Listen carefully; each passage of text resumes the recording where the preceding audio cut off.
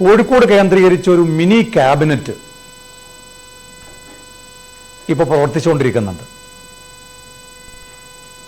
ആ മിനി ക്യാബിനറ്റിന്റെ തലപ്പത്തുള്ളത് പൊതുമരാമത്ത് മന്ത്രി PA മുഹമ്മദ് റിയാസാണ്. ആ മിനി ക്യാബിനറ്റിൽ ഒരു സംഘം കോഴിക്കോട് കേന്ദ്രീകരിച്ചുകൊണ്ട് പ്രവർത്തിക്കുന്നുണ്ട്. ആ ക്യാബിനറ്റിലെ ഒരു അംഗമാണ് SFIയുടെയും DYFIയുടെയും ഒക്കെ നേതാവായിരുന്ന ഇപ്പോൾ CITUവിന്റെ ജില്ലാ സെക്രട്ടറി ആയിട്ടുള്ള പ്രമോദ് കോട്ടൂളി. കോഴിക്കോട്ടെ ഒരു ഹോമിയോ ഡോക്ടറിൽ നിന്ന് PSC അംഗമാക്കാം എന്ന് പറഞ്ഞ 60 ലക്ഷം രൂപയാണ് കോഴ ചോദിച്ചത്. അതിനകത്ത് 22 ലക്ഷം രൂപ ഈ പ്രമോദ് കോട്ടൂളി കൈപ്പറ്റുകയും ചെയ്തു.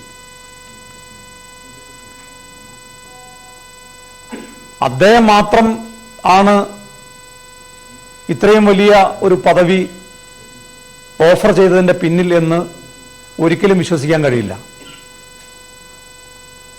മാത്രവുമല്ല, ലോക്സഭാ തെരഞ്ഞെടുപ്പിന്റെ മുമ്പ് ഈ വിഷയത്തിൽ ഒരു പരിഹാരമുണ്ടായില്ല എങ്കിൽ പത്രസമ്മേളനം നടത്തി പൊതുജനങ്ങളുടെ മുമ്പിൽ ഈ വിഷയം ഉന്നയിക്കും എന്ന് പറഞ്ഞപ്പോഴാണ് തടി തപ്പാൻ വേണ്ടി PA മുഹമ്മദ് റിയാസ് പാർട്ടിക്ക് പരാതി കൊടുത്തത്. ഈ പരാതിക്കാരന് 2 കാര്യമാണ് ആവശ്യപ്പെട്ടത്. ഒന്ന്, 22 ലക്ഷം രൂപ തിരിച്ചു കൊടുക്കണം. 2, ഈ റിയാസ് ഉൾപ്പെടെയുള്ളവർക്ക് ഇതിനകത്ത് പങ്കില്ലെങ്കിൽ ഇദ്ദേഹത്തിന്റെ പേരിൽ നടപടിയെടുക്കണം. ഇപ്പൊ ഈ വിഷയം ഒത്തുതീർത്തിരിക്കുകയാണ്.